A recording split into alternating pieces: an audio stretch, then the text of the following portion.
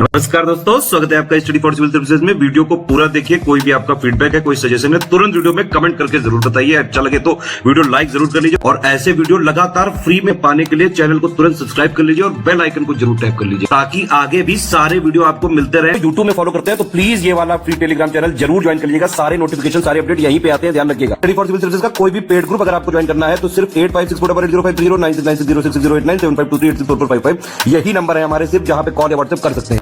Instagram पे हमारा page जरूर फॉलो कर लीजिएगा, studyforcivil.services है। ट्विटर पे हमको जरूर फॉलो कर लीजिएगा, @studyforcivils है। सारे क्वेश्चन अटेम्प्ट करिए और स्कोर अपना तुरंत कमेंट करके बताइए। दोस्तों नमस्कार, स्टडी फॉर सिविल सर्विसेज में आप सभी का स्वागत है। आरओ की पेड क्विज हम लोग देख रहे हैं, कंटिन्यू करेंगे उसे, ठीक है। और यहाँ पे फर्स्ट क्वेश्चन देखते हैं आज का। पूछा गया मोहिनीअट्टम किस राज्य की नृत्य शैली है।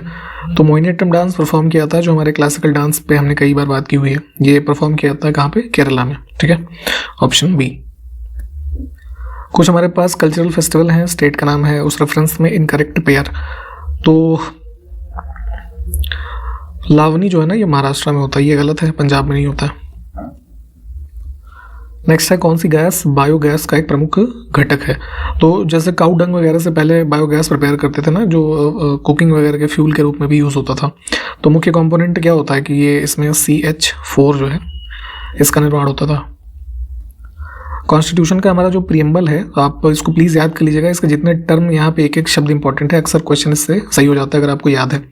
तो कौन सा शब्द भारतीय संविधान की मूल प्रस्तावना, जो हमारा 26 जनवरी 1950 से पूरा संविधान लागू हुआ, उसका हिस्सा नहीं था, ठीक है। तो सेकुलर है ना, सोशलिस्ट और सेकुलर और इंटेग्रिटी, ये सब वर्ड्स ऐड हुए थे हमारे आगे जो 42nd अमेंडमेंट हुआ था, ठीक है। तो बाकी ये 3 थे यहाँ पे। मध्यकाल का शासक शेर शाह सूरी, ठीक, इसका मकबरा जो है कहाँ पर स्थित है, भारत के किस राज्य में। तो ये है बिहार में सासाराम में। तो यहाँ इन ऑप्शंस में है नहीं है, तो डी को चुनेंगे। PM दक्ष योजना स्टार्ट हुई थी 2020-21 के फाइनेंशियल ईयर के दौरान। इसका फुल फॉर्म भी याद रखेंगे, प्रधानमंत्री दक्षता और कुशलता संपन्न हितग्राही, है ना। तो स्किल डेवलपमेंट से संबंधित एक मतलब स्कीम है। तो इसमें जो ये प्रशिक्षु जो इसके अंतर्गत होते हैं लोग, है ना, तो उनको 3000 रुपये का यहाँ पे, है ना, एक स्टाइपेंड के रूप में समझ सकते हैं, वो दिया जाता है। किस बल के कारण भारत में दक्षिणी गोलार्ध की व्यापारिक पवनें विषुवत वृत्त को पार करने के बाद दक्षिण पश्चिम से उत्तर पूर्व की ओर बहने लगती हैं। तो जैसे आप जानते हैं कि इंडिया है नॉर्दर्न हेमिस्फीयर में, ठीक है। साउदर्न हेमिस्फीयर में देखेंगे तो जो ट्रॉपिक ऑफ कैप्रिकॉर्न रीजन से हमारी ये ट्रेड विंड्स होती हैं, ठीक है। तो वो यही जो मॉनसूनल हमारा रूट है, इसी के थ्रू जो बहती हैं, तो ये किस वजह से होता है। कोरियोलिस फोर्स के बारे में अगर आपने पढ़ा होगा, तो यही इसका कॉजेटिव एजेंट है एक तरीके से। कौन सी नदी घाटी कर्नाटक राज्य की पश्चिमी घाट पर्वत श्रृंखला से निकलती है। और नोयल, काबिनी, अर्कावती, अमरावती, ये सब ट्रिब्यूटरीज हैं इसकी। तो किस रिवर की बात हो रही, कावेरी।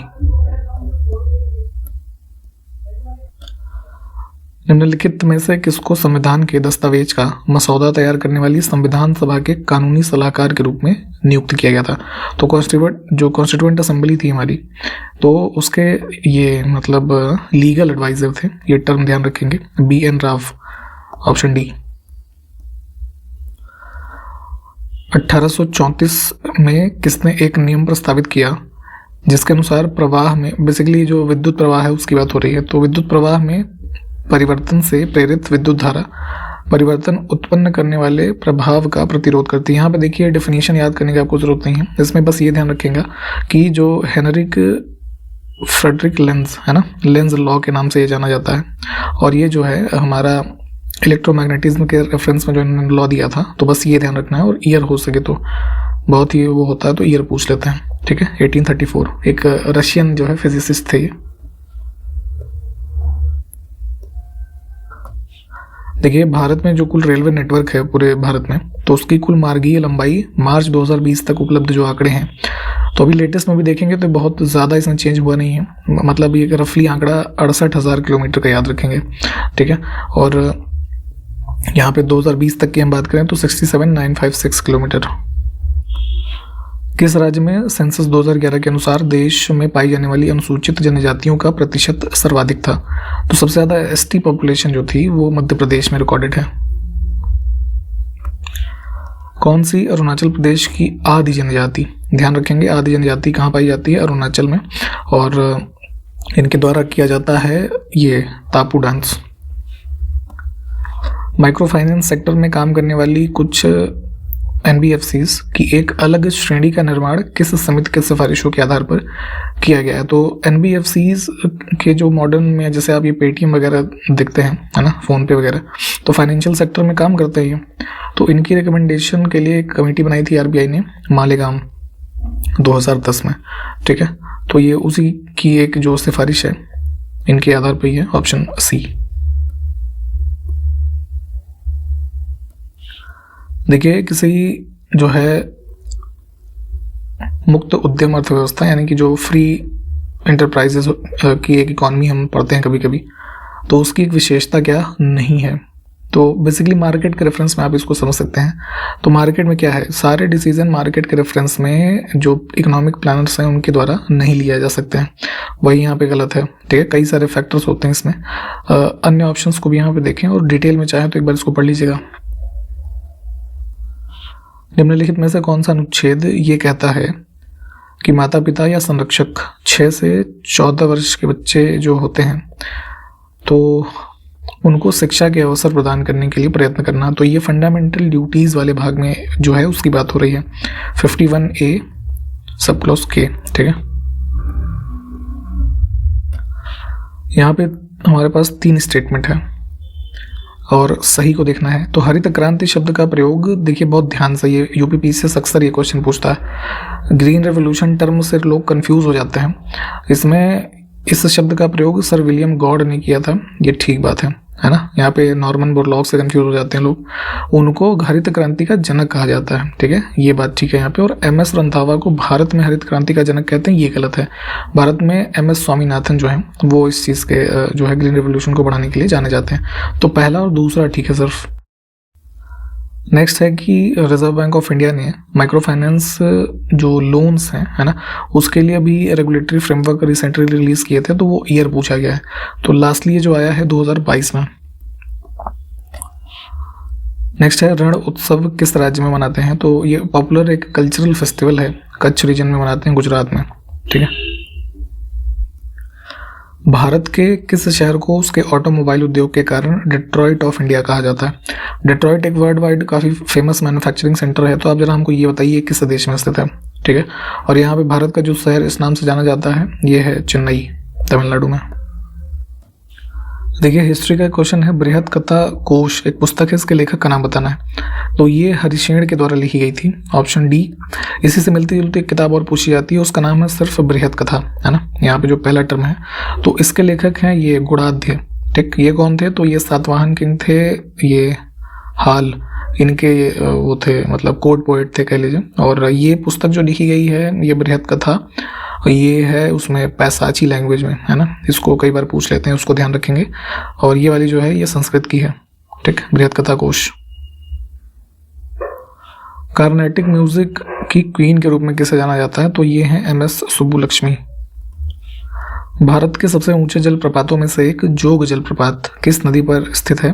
तो ये संबंधित है शरावती रिवर से, और कहाँ पे है? कर्नाटका के शिमोगा जिले में, ठीक। मतलब इंपॉर्टेंट है, ये अक्सर पूछा जाता रहता है, तो ध्यान रखेंगे इसे। भारतीय संविधान में उपराष्ट्रपति के पद का प्रावधान इसमें से किस देश के संविधान से लिया गया है? तो ये हमने US से लिया है। कौन सा नृत्य गुजरात राज्य का लोक नृत्य है? तो जैसे उत्तर प्रदेश में पॉपुलर है कथक, है ना, तो यहाँ पे गुजरात में ये है टिप्पणी, ऑप्शन डी को चुनेंगे। इसको जो है माल्टा ये डांस के नाम से भी जानते हैं, और मेनली वही होली दिवाली के अवसर पे परफॉर्म किया जाता है। उच्च शिक्षा के लिए भारत की आधिकारिक भाषा के रूप में अंग्रेजी को इनमें से किसके द्वारा संकल्प निर्माण में शामिल किया गया? तो बेसिकली एक रेजोल्यूशन और बाद में एक एक्ट बना था, एजुकेशन एक्ट 1835, है ना, लॉर्ड मैकॉले के टाइम पीरियड में।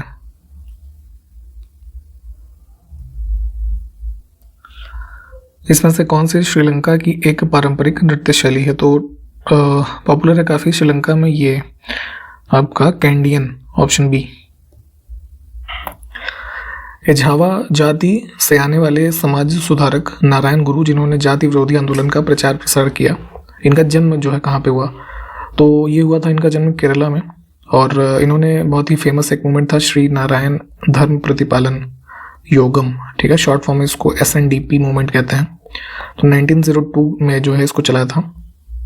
तो ये सारी बातें ध्यान रखेंगे और इम्पॉर्टेंट है इनका, नारायण गुरु का नाम। निम्नलिखित में से कौन सी बीमारी विश्वव्यापी उन्मूलन के लिए एक संभावित दावेदार है? तो लगभग जो है इरेडिकेट होने के कगार पे है पोलियो, है ना। भारत में क्या ये इरेडिकेट घोषित हो गया? अगर हुआ है तो जरा बताइए कब हुआ था? 1928 से 1980 के बीच भारत ने ओलंपिक में कितने स्वर्ण पदक जीते? तो बेसिकली हॉकी टीम जो इंडिया की है वही गोल्ड मेडल जीत पाती थी ज़्यादातर, और इस बीच में और अभी तक भी जो इनके कुल गोल्ड मेडल है हॉकी टीम के, वो हैं 8, ठीक है। 2022 में मुख्यमंत्री MK स्टालिन जो तमिलनाडु के हैं, तो पुदुमई पेन, जिसका इंग्लिश में नाम है मॉडर्न वुमन, इस कार्यक्रम की शुरुआत की उन्होंने, जिसके तहत सरकारी स्कूलों में कक्षा 6 से 12 तक नामांकित सभी छात्राओं को, ध्यान रखेंगे, उच्च शिक्षा प्राप्त करने के लिए कितने रुपए की मासिक सहायता दी जाएगी? तो इसमें 1000 रुपये दिया जाता है, ठीक। एक क्वेश्चन आपसे जरा है, मध्य प्रदेश में लाडली बहन योजना स्टार्ट हुई थी, उसमें कितना रुपए मिलता है? जरा ये कमेंट करके बताइए। देखिए, कोपेन की क्लासिफिकेशन जो इंडियन क्लाइमेट के रेफरेंस में पढ़ी जाती है, उसके कोड और किस रीजन में क्या है, इसकी लिस्टिंग एक बार देख लीजिएगा। आज के लिस्ट से क्वेश्चन पूछ लेता है। तो जो साउदर्न इंडिया है ना, ट्रॉपिक ऑफ कैंसर के ऊपर का जो हमारा हिस्सा, तो इस रीजन के जो हमारे क्लाइमेट है इसको हम रिप्रेजेंट करते हैं AW से। कुछ स्टेटमेंट हैं, उसमें से सही को देखना है, बहुत ध्यान से देखा करिए क्या पूछा जा रहा है, करेक्ट या फिर इनकरेक्ट। तो करेक्ट इसमें है कि फीस और फाइन्स जो कलेक्ट होते हैं किसी इकोनॉमी में, जैसे इंडियन इकोनॉमी की बात करें तो ये नॉन टैक्स रिसीट के एग्जांपल होते हैं। बाकी जो है आपस में जंबल किए हुए स्टेटमेंट। अगला देखें, निम्नलिखित में से कौन सा वह कारण नहीं है जिसकी वजह से अंतिम वस्तुओं को ऐसा कहा जाता है?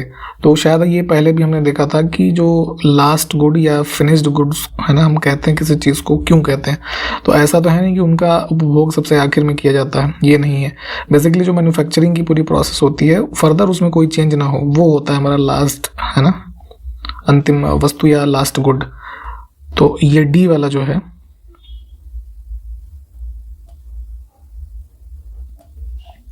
कौन सी भारतीय संविधान में उल्लिखित मौलिक कर्तव्यों की एक विशेषता है?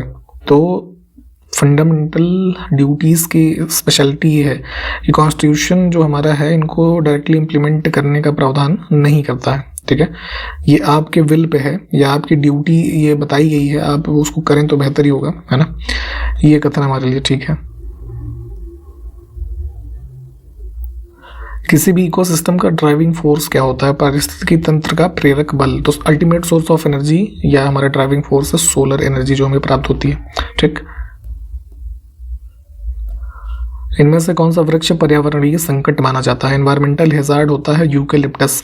ऐसे लंबे लंबे पेड़ होते हैं और देखा होगा शायद आपने ग्रामीण क्षेत्र से संबंधित हो गए तो इसके आसपास के जो काफ़ी ये मतलब वाटर लेवल होता है ड्राई कर देता है, ये पानी खींचने की बहुत ज़्यादा इसकी वो होती है, तो इस वजह से ये पर्यावरणीय संकट माना जाता है।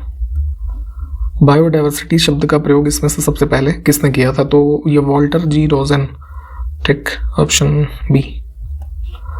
विंध्य और सतपुड़ा पर्वतमाला जो मध्य भारत में है, तो इसके बीच से कौन सी नदी बहती है? तो ये मैप पे देखेंगे तो ये है नर्मदा। दिल्ली सल्तनत के शासनकाल या उन शासकों के अधीन भारत में धनवान मुसलमानों पर एक धार्मिक कर लगता था, उसको क्या कहते थे? तो उसको कहते थे ज़कात।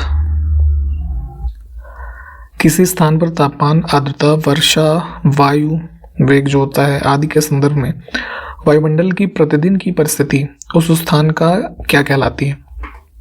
तो जैसे मतलब डेली बेसिस पे हम चेंजेस अपने एटमॉस्फेयर में देखते हैं, है ना, तो उसे हम उस किसी पर्टिकुलर एरिया के रेफरेंस में क्या बोलते हैं? उस स्थान का मौसम, जलवायु एक लॉन्ग टर्म फिनोमिना होती है, ठीक है। 1927 में भीमराव अंबेडकर जी के द्वारा दलितों के साथ किस आंदोलन की शुरुआत की गई? तो टेम्पल एंट्री मूवमेंट इन्होंने स्टार्ट किया था। जो दलित वर्ग के लोग थे उनको मंदिरों में जाना अलाउ नहीं था, तो इसी मूवमेंट के कारण, है ना, मंदिर जाने के लिए उनको अलाउ करा गया।